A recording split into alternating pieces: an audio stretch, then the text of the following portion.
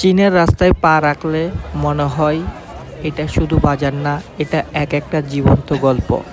এক এক পাশে ঝলমলে কাপড়ের দোকান, নতুন ডিজাইন, ট্রেডিং কালার, চোখ ধাঁধানো ফ্যাশন। আরেক পাশে মুখে পানি আনার খাবারের দোকান, গরম গরম স্ট্রিট ফুড, অচেনা কিন্তু লোভনীয় স্বাদ।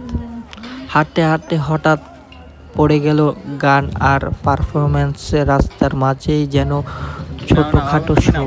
তারপর আছে কিছু রহস্য দোকান, যেগুলো নিয়ে মানুষের কৌতূহলী শেষ নেই, গল্প আর গুজব ভরা। আর এই ভিডিওটার সবচেয়ে আকর্ষণীয় হলো ভাইরাল সেই মাস্ক পরা ব্যক্তি। কে সে? কেন সে মুখোশ পরে? কেন সবাই তাকিয়ে থাকে তার দিকে? এই মানুষটা যেন পুরো বাজারে আলাদা এক আইকন। ভিডিওটা শেষ পর্যন্ত দেখুন, কারণ শেষের অংশটাই সবচেয়ে ইন্টারেস্টিং। ভালো লাগলে লাইক দিন, মতামত জানান, আর এমন ভিডিও পেতে ভুলবেন না সাবস্ক্রাইব করবেন, শেয়ার করবেন। এই নাচটা তাদের ঐতিহাসিক নাচ, যেটা কিনা চীনের সবার পছন্দ, অনেক সুন্দর। এই গানের মাঝখানে তারা অনেক কিছু দেখিয়ে এবং চীনের সব কিছু ঐতিহাসিক জিনিসগুলো তুলে ধরে।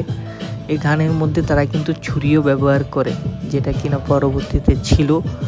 আমি ভিডিও করার পর ডিলিট করে দিয়েছি। যাই হোক, নাচ তো দেখলেন, চলুন এবার দোকানপাটগুলো দেখাই। দোকানে তো স্ট্রিট ফুড, অনেক রকমের চিপসের দোকান, অনেক কিছুই তারা তুলেছে।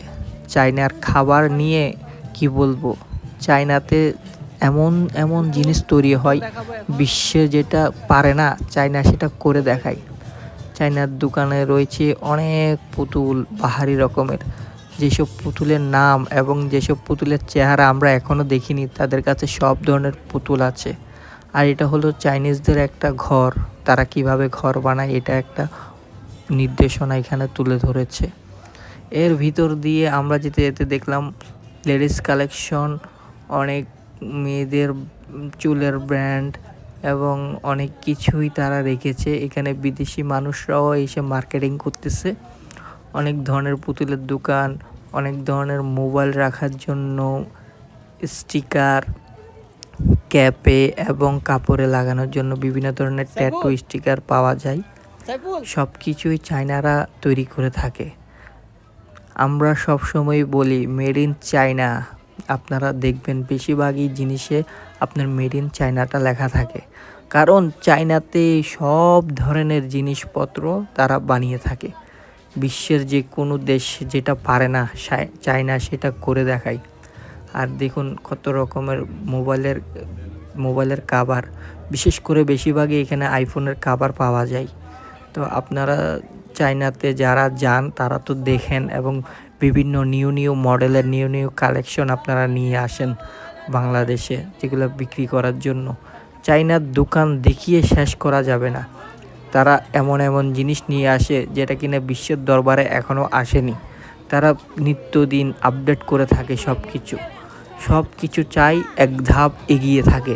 চায়নাদের জিনিসপত্র এক ধাপ এগিয়ে থাকে। একটা কথা হলো, চায়না মাল টিকলে অনেক দিন, আবার না টিকলে 2 দিনও টিকে না, কারণ তারা যে কোনো জিনিস হুটহাট তৈরি করে ফেলে। দেখতে দেখতে আমরা অনেক দোকানের সামনে চলে আসলাম।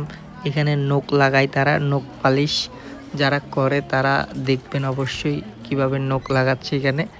এর আশেপাশে দেখুন অনেক দোকান।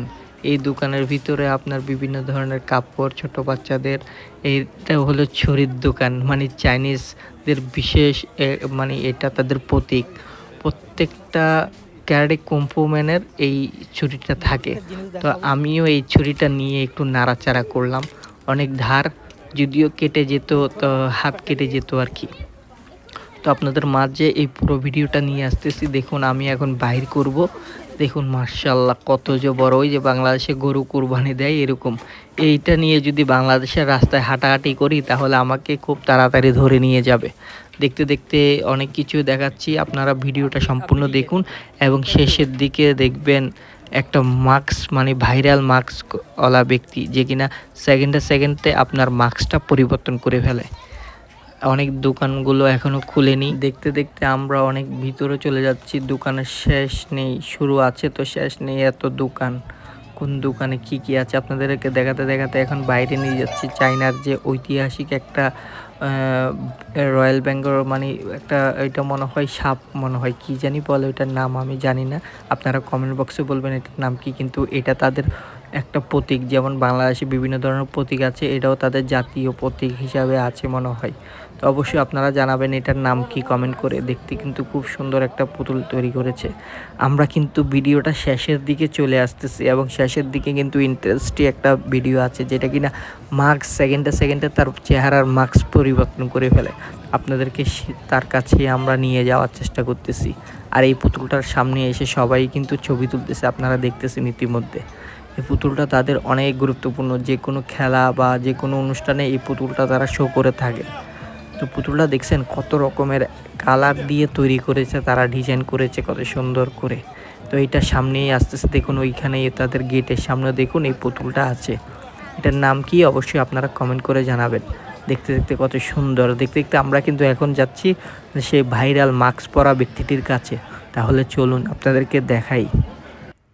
এই যে চলে আসলাম, এখন সে প্রতি মুহূর্তে মুহূর্তে কিন্তু চেঞ্জ করে, তাকে আমি বলার পরতে সে এখন একটা চেঞ্জ করে আমাকে দেখাচ্ছে। তো তাকে অনেক অনুরোধ করে দেখাচ্ছি, আপনারা দেখতে থাকুন।